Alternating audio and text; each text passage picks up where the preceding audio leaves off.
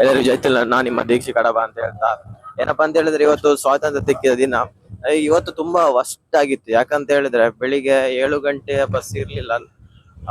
ಮತ್ತೆ 7:45 ಬಸ್ ಇದ್ದದ್ದು, ಅದು ಕೂಡ ಇರ್ಲಿಲ್ಲ. ಆಮೇಲೆ 8 ಗಂಟೆ ಬಸ್ ಇತ್ತು, ಅದು ಫುಲ್ ರಶ್ ಆಗಿತ್ತು, ಅದು ನಿಲ್ಲಿಸ್ಲಿಲ್ಲ. ಆದ್ರೂ ನಾವು ಏನೋ ಸ್ವಲ್ಪ ಕಷ್ಟಪಟ್ಟು ನಿಲ್ಲಿಸಿದ್ವಿ.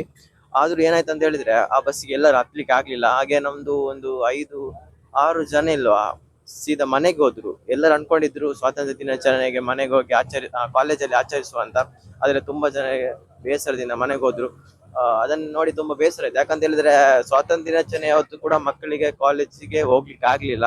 ಅದನ್ನು ಸ್ವಲ್ಪ ಏನ್ ಹೇಳುದು, ಬಸ್ಸಿನ ತೊಂದರೆ ಆದದ್ದು ತುಂಬಾ.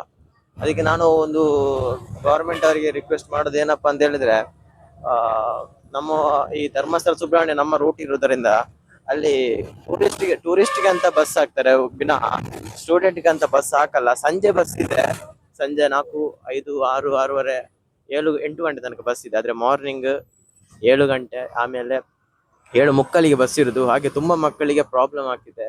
ಹಾಗಾಗಿ ನಾನು ಕೇಳ್ಕೊಳ್ಳೋದು ಇಷ್ಟೇ, ನಾವು ಇನ್ನೊಂದು ಪ್ರಯತ್ನ ಮಾಡ್ಬೇಕಂತಿದ್ದೇವೆ. ಏನಪ್ಪಾ ಅಂತ ಹೇಳಿದ್ರೆ, ಇನ್ನು ನಾವು ಅಲ್ಲಿ ಇರುವ ಅಷ್ಟು ಜನರು ಸೇರಿ ಡಿಪ್ಪೋದವರಿಗೆ ಒಂದು ಲೆಟರ್ ಅನ್ನು ಕೊಡುವ ಅಂತ ಇದ್ದೇವೆ. ಅದ್ರಲ್ಲಿ ಏನಾದ್ರು ಸಕ್ಸಸ್ ಆದ್ರೆ ನಾವು ಮಾಡಿದ ಕೆಲಸ ಸಕ್ಸಸ್ ಅಂತ ಆಗ್ತದೆ. ಹಾಗೆ